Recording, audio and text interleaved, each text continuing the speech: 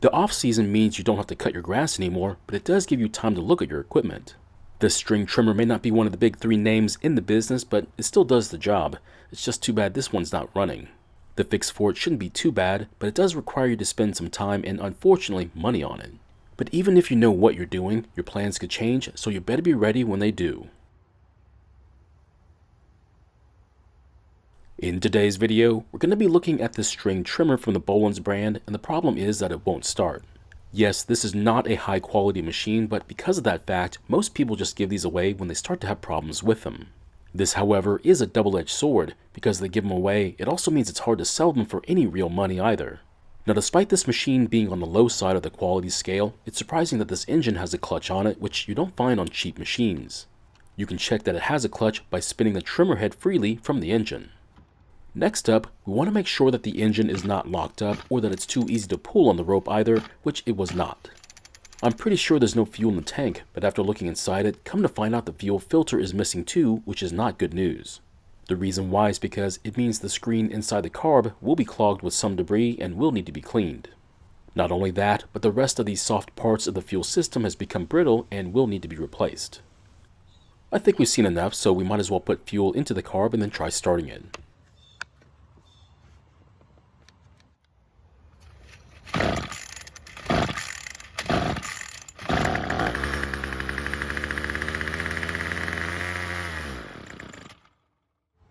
Now that we know that it starts and runs, we can begin the process of getting the fuel system back in working order.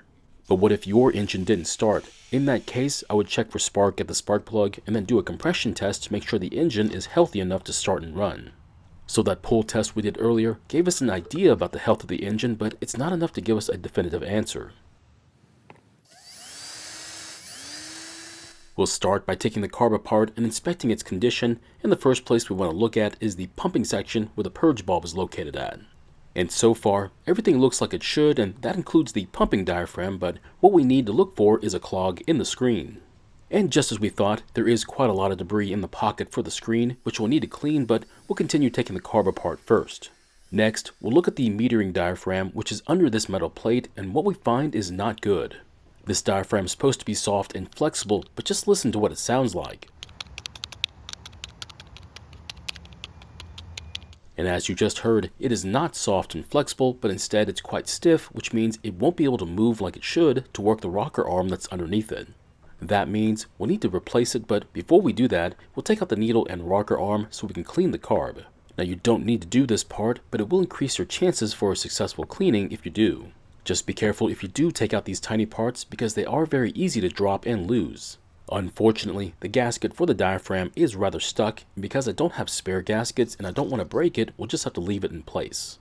And because the gasket is in the way of the needle, we'll have to just leave it there and clean around it, which is not ideal. Sometimes, debris might get stuck in the needle and seat area, which might cause the carb to leak fuel. And if you hadn't figured it out by now, this is a bit of foreshadowing. Now, before we try spraying away all that debris in the pocket for the screen, we'll carefully scrape it out first.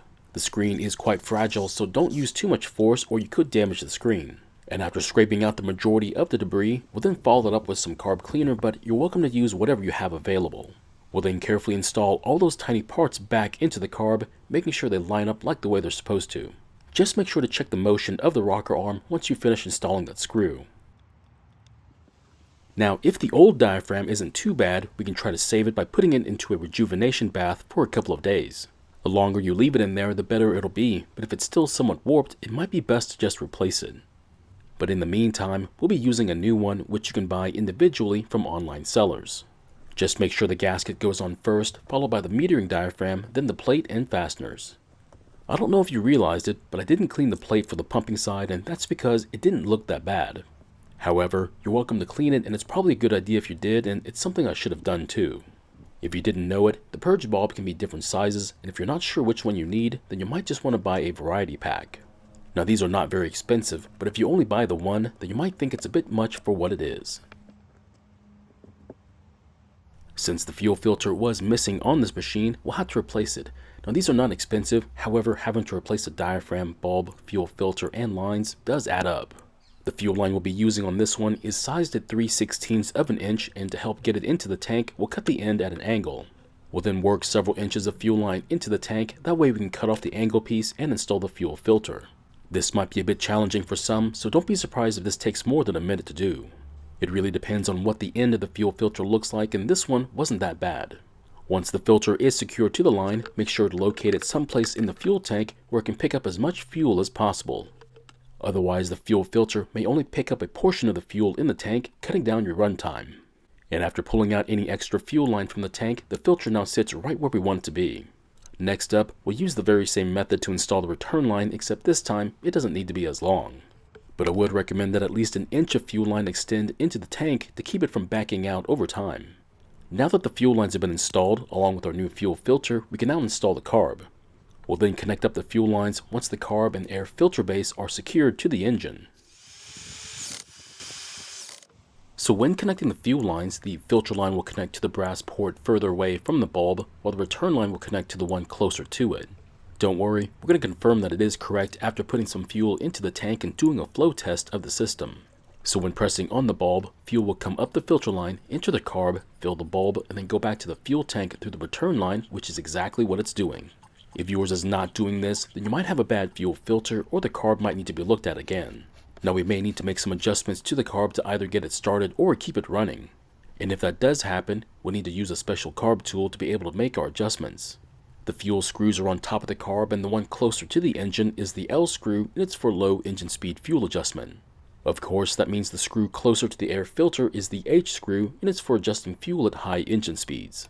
And if we need to, this Phillips screw is for adjusting the idle speed. Now before we start the engine, we'd like to see where the settings are at, just in case we need to bring it back to stock. And to do that, we'll turn each screw clockwise until it stops, all while counting the turns, then we'll set it back to where it was. And the L screw took almost 2 turns to stop, which is a pretty typical starting point. We'll do the very same thing for the H screw, and sometimes they're the same setting, but it's not a guarantee. But this time, however, it took about 1.3 turns to bottom out, which is not typical, but it does happen. Now that we've got that out of the way, we can try starting it and see if we have other problems to deal with.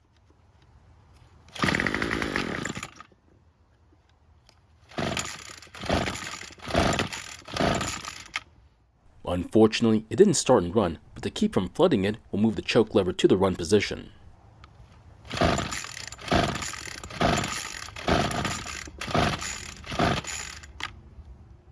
So it didn't even try and start, which means more than likely the engine is flooded with too much fuel.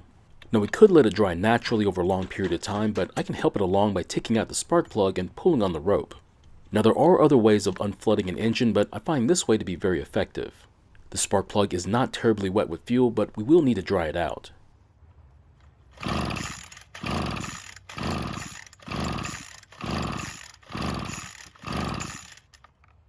After pulling on the rope and drying out the spark plug, we'll then check the gap on it and then install it and try starting it again.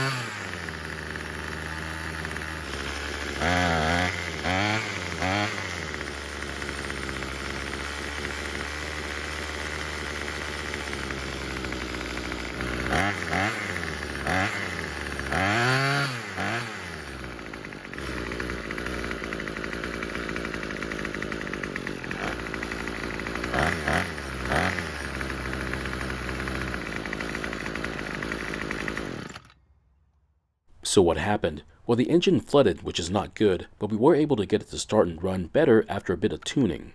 But we need to get it started and running without flooding, which is going to be a major problem. As you can see, there's fuel dripping from the air filter cover, which is obviously coming from the carb. That means we can either go back through the carb one more time or just order a new carb instead. Unfortunately, after going through the carb one more time off camera, it was still leaking, so what do we do now? So my question is it worth going through the carb a third time, or do you think it's better to just order a new carb instead? Thank you for watching. I really do appreciate your time here. Please feel free to ask me any questions about this project or about your own projects, and I hope to see you in the next video.